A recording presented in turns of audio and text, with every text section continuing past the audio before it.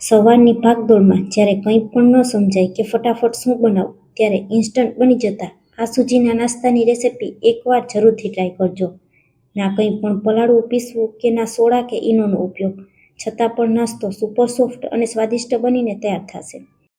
આજનો નાસ્તો બનાવવા માટે સૌથી પહેલાં એક કઢાઈમાં 1.5 કપ ભરી અને પાણી ઉમેરશું.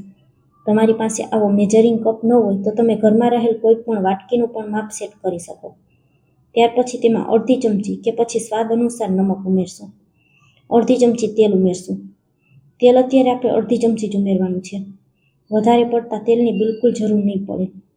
પાણીમાં એક ઉભરો આવી જાય એટલે એ જ કપથી માપી અને 1 કપ સૂજી ઉમેરશું.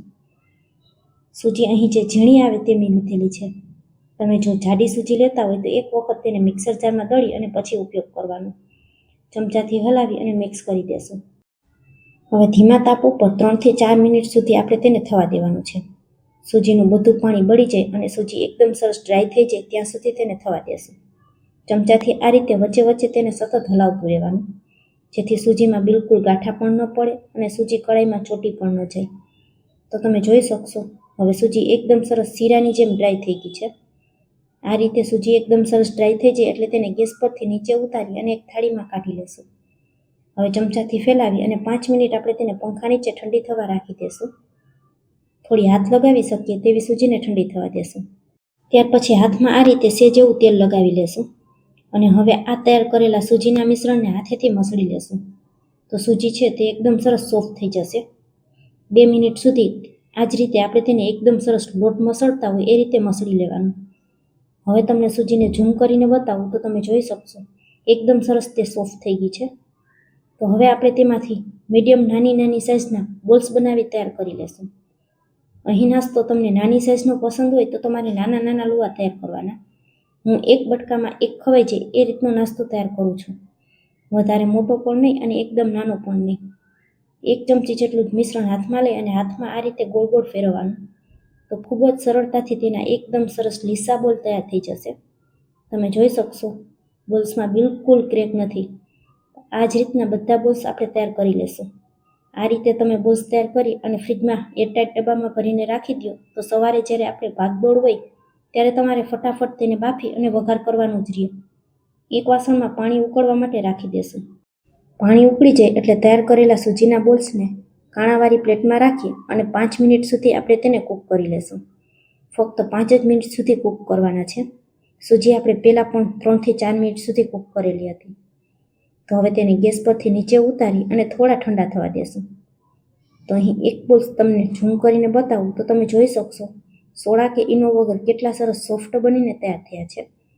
ત્યાર પછી આપણે એક નાની પેન લઈ લેશું અને તેમાં ફક્ત 2 નાની ચમચી જેટલું તેલ ઉમેરશું. પાવડાના માપથી જોઈએ તો 1 પાવડા જેટલું તેલ લીધેલું છે. તેલ સરસ ગરમ થઈ જાય એટલે તેમાં અડધી ચમચી રાઈ, અડધી ચમચી જીરું, અડધી ચમચી સફેદ તલ, અડધી ચમચી ડાળિયાની દાળ, થોડા મીઠા લીમડાના પાન અને ઝીણા સમારેલા 2 લીલા મરચાં ઉમેરશું. ફ્રેન્ડ્સ, આ વઘાર કર્યો ત્યારે મારો કેમેરો ઓટોમેટિક બંધ થઈ ગયો હતો, તો મારું ધ્યાન ન હોવાથી આ ક્લિપ મારે વિડીયોમાં રેકોર્ડ થઈ નથી. મેં જે પણ વઘારમાં ઉમેર્યું તે તમને કહી દીધું છે, તેના માટે દિલથી સોરી. ત્યાર પછી તેમાં અડધી ચમચી કાશ્મીરી લાલ મરચું પાવડર અને અડધી ચમચી જેટલો સાંભર મસાલો ઉમેરશું અને તેને પણ તેલમાં સંતરાવા દેશું.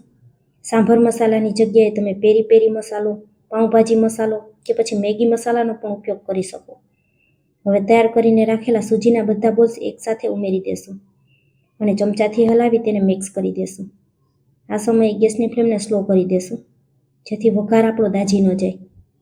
તો અહીં તમે જોઈ શકશો હજુ મને થોડો સાંભર મસાલો ઓછો લાગે છે, તો આપણે 1 નાની ચમચી જેટલો ફરી પાછો થોડો સાંભર મસાલો ઉમેરી દેશું.